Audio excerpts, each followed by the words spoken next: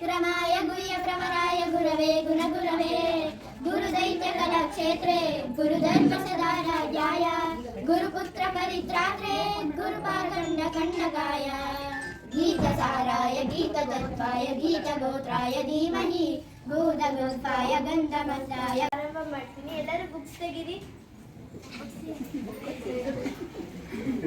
ಪಾಠ 3 ನಮ್ಮ ಮಾತು ಕೇಳಿ. ಸಮಿತಿ ರಚನೆ. ಒಂದಾನೊಂದು ಕಾಡು, ಅದೇ ಬಗೆ ಬಗೆಯ ಪ್ರಾಣಿಗಳು ವಾಸಿಸುತ್ತಿದ್ದವು.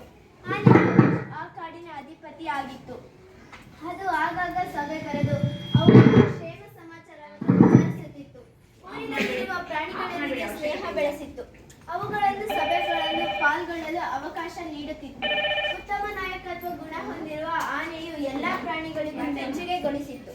ಹೀಗೆ ಒಂದು ದಿನ ಸಭೆ ಕರೆದು ಎಲ್ಲಾ ಪ್ರಾಣಿಗಳು ಅಂದು ಮನುಷ್ಯರ ಮೇಲೆ ಬಹಳವಾಗಿ ದೂರು ಹೇಳುತ್ತಿದ್ದವು.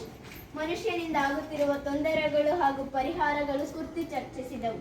ಮನುಷ್ಯನಿಗೆ ತಿಳಿ ಹೇಳಲು ಫಲಕದಲ್ಲಿ ವಿವರ ಬರೆದು ತರಲು ಆನೆಯು ಪ್ರಾಣಿಗಳಿಗೆ ಸೂಚನೆ ನೀಡಿತ್ತು.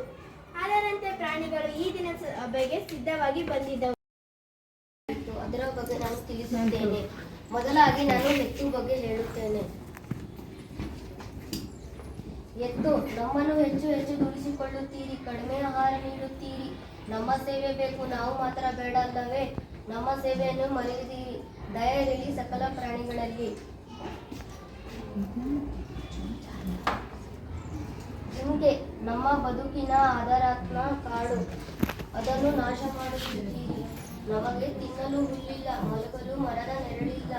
ಕಾಡು ನಿಮಗೂ ಬೇಕು, ನಮಗೂ ಬೇಕು, ನಮ್ಮನ್ನು ಉಳಿಸಿರಿ, ನೀವು ಉಳಿಯಿರಿ.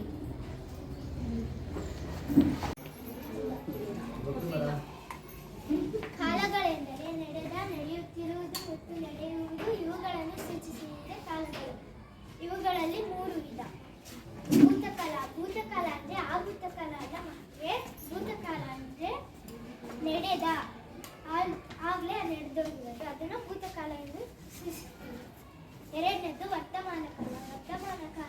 ವರ್ತಮಾನ ಕಾಲ ಅಂದ್ರೆ ಮುಂದೆ. ಏಕವಚನ ಎಂದರೆ ಒಬ್ಬ ವ್ಯಕ್ತಿ, ವಸ್ತು ಅಥವಾ ಸ್ಥಳವನ್ನು ಸೂಚಿಸುವ ಪದಗಳೇ ಏಕವಚನ. ಬಹುವಚನ ಎಂದರೆ ಒಂದಕ್ಕಿಂತ ಹೆಚ್ಚು ವ್ಯಕ್ತಿಗಳನ್ನು,